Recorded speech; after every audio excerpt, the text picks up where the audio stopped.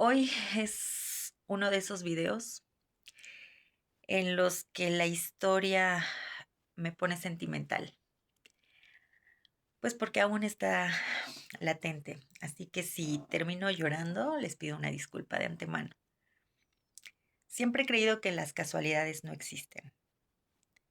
Hace unos meses estaba buscando a alguien que rentara un departamento temporalmente, un departamento donde mis hijos y yo ya vivimos y por lo tanto ellos quieren que nos mudemos ahí, pero todavía pues tenemos el compromiso de la renta del lugar en donde estamos viviendo actualmente y no me gusta dejar las cosas a medias.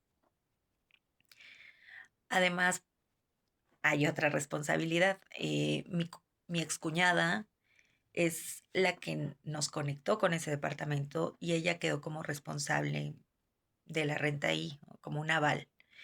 Entonces, ella tendría que seguir pagando la renta en lo que nosotros nos mudamos.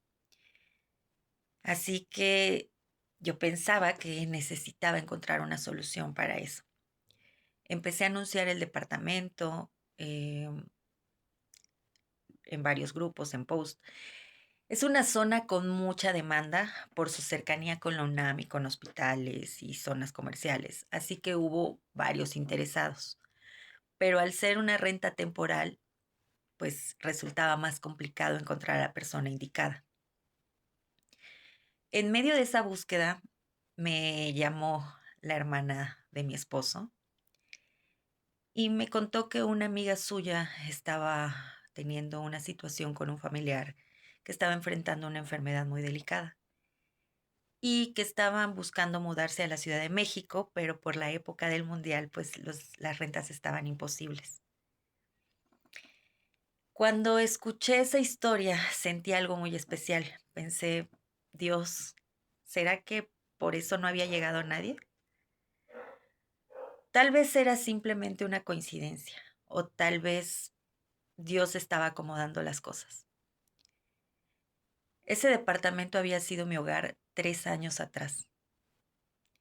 Después vivieron otros estudiantes y otras personas ahí.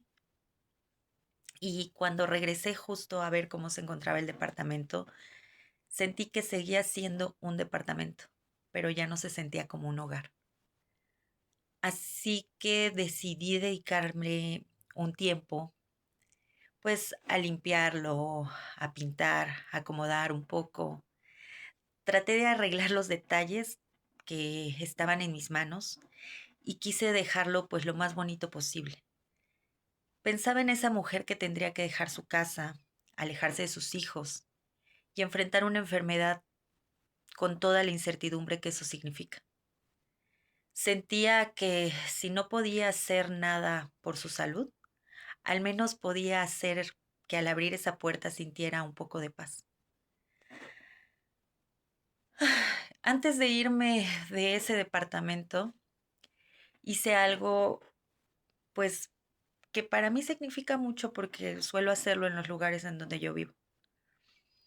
Oré, prendí inciensos y le pedí a Dios que ese hogar fuera de bendición para quienes lo habitaran, que ahí encontraran descanso, esperanza y fortaleza para enfrentar, pues, los días difíciles.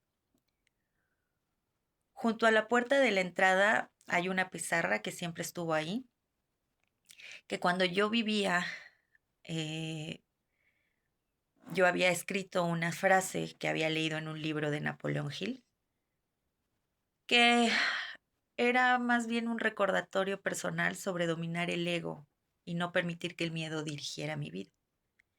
Pero esa etapa, pues para mí ya pasó. Esta vez escribí un versículo sobre la esperanza y la fe. Quería que para esas personas fuera lo primero que vieran al entrar y lo último que leyeran al salir rumbo a una consulta o al regresar de un día complicado. Cuando finalmente llegaron y les entregué el departamento, sentí muchísima paz. No sé, las personas me inspiraron mucha confianza. Desde el primer momento la mamá se abrió conmigo y eso la verdad me dio mucha paz a mí. Sentí que Dios las había puesto ahí.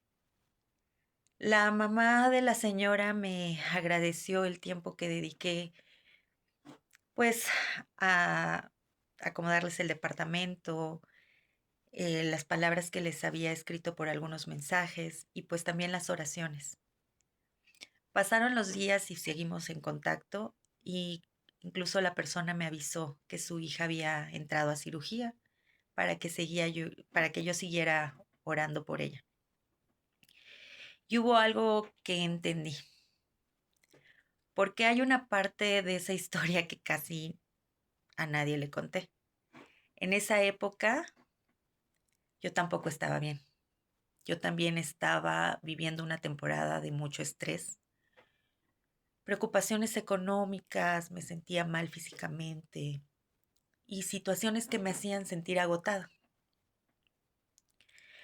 Pero cada vez que iba a ese departamento pensaba, o sea, me pasaba algo muy curioso. En lugar de salir con más ansiedad, regresaba con más esperanza.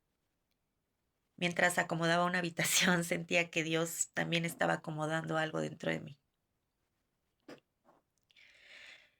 Y entonces comprendí una lección que quiero pues, compartir contigo. Muchas veces creemos que para bendecir a alguien, primero, pues nuestra vida tiene que estar perfecta. Que primero tiene que resolverse nuestros problemas, que primero tiene que pasar la tormenta, pero Dios no siempre trabaja así. A veces nos usa justamente mientras nosotros también estamos luchando, porque el dolor no debería volvernos indiferentes al dolor de los demás. Al contrario,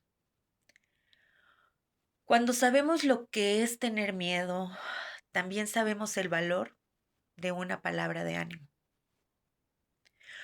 Cuando hemos sentido incertidumbre, entendemos la importancia de una oración. Y cuando conocemos el sufrimiento, aprendemos a mirar con más compasión a quien está viviendo pues el suyo. Quizá no podemos hacer un milagro, pero sí podemos preparar un hogar, decir palabras de aliento, podemos regalar nuestro tiempo, podemos compartir una frase que leímos en un libro, podemos hacer una oración, podemos escribir una palabra de esperanza. Y a veces esos pequeños actos son la forma en la que Dios abraza a alguien a través de nosotros.